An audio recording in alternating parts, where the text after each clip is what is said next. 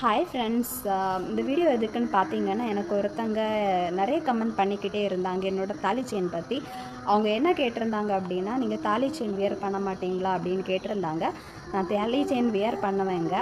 And next என்ன கேட்டிருந்தாங்க அப்படின்னா, உங்கள் தாலி செயின் எத்தனை பவுன் அப்படின்னு கேட்டாங்க. என்னோடய தாலி செயின் எத்தனை பவுன் அப்படின்னு தெரிஞ்சு அவங்க என்ன பண்ண போகிறாங்கன்னு எனக்கு தெரில.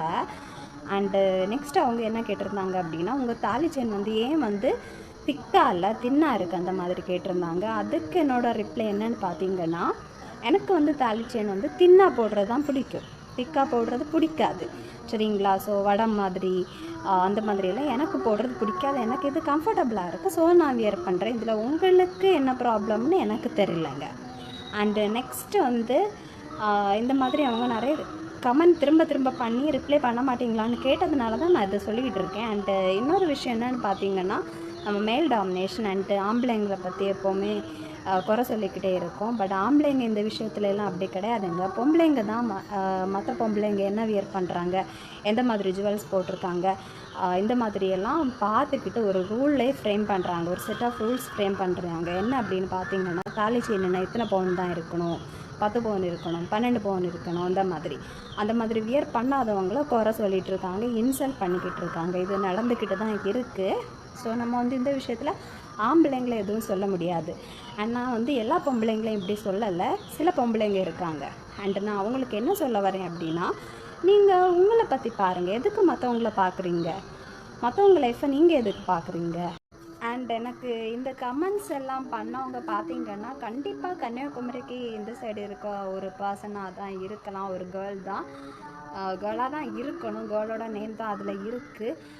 அண்டு ஏன் நான் அப்படி சொல்கிறேன் அப்படின்னு பார்த்தீங்கன்னா, நார்மலாகவே நம்ம கன்னியாகுமரிக்கு இந்த சைடு, அதாவது கன்னியாகுமரி, நாகர்கோயில், மார்த்தாண்டம், களியக்கவிளை, ஸோ இந்த மாதிரி சைடில் இருக்கவங்களுக்கு அவங்களுக்கு ஒரு பிலீஃப் இருக்குது. என்ன அப்படின்னா, ஸோ ரொம்ப திக்காக தாலி செயின் போட்டால் தான் கௌரவம், தின்னா போட்டால் அது நல்லா இருக்காது, ஸோ அப்படி போட்டால் அது நல்லா இருக்காது, அந்த மாதிரி ஒரு தாட் இருக்குது. அந்த மாதிரி யாராச்சும் தின்னா வியர் பண்ணாலும் அவங்கள இன்சல்ட் பண்ணுறது, இந்த மாதிரியெல்லாம் நடந்துக்கிட்டு இருக்குது. ஸோ நம்மளோட லைஃப்புங்கிறது நம்ம வாழ்கிறதுல தாங்க இருக்குது. நம்ம பார்ட்னர் கூட லவ்வாக நல்லா அஃபெக்ஷனேட்டாக இருக்கிறதுல தாங்க இருக்குது. இந்த தாலி செயின் திக்காக வியர் பண்ணுறதுலையோ தின்னா வியர் பண்ணுறதுலையோ இதில் எதுவுமே கிடையாதுங்க. நம்ம வாழ்கிற வாழ்க்கையில் தாங்க இருக்குது. அண்டு நம்ம தாலி செயின் வியர் பண்ணுறது, ட்ரெஸ் வியர் பண்ணுறது, அது எல்லாமே நமக்கு ஒரு சாட்டிஸ்ஃபேக்ஷன், நமக்கு கம்ஃபர்டபுளாக இருக்கும், அதே தான் பார்க்கணுமே தவிர மற்றவங்க இவ்வளோ பெரிய வடம் மாதிரி போட்டால் தான் அக்ஸாங்க அப்படிலாம் கிடையாது.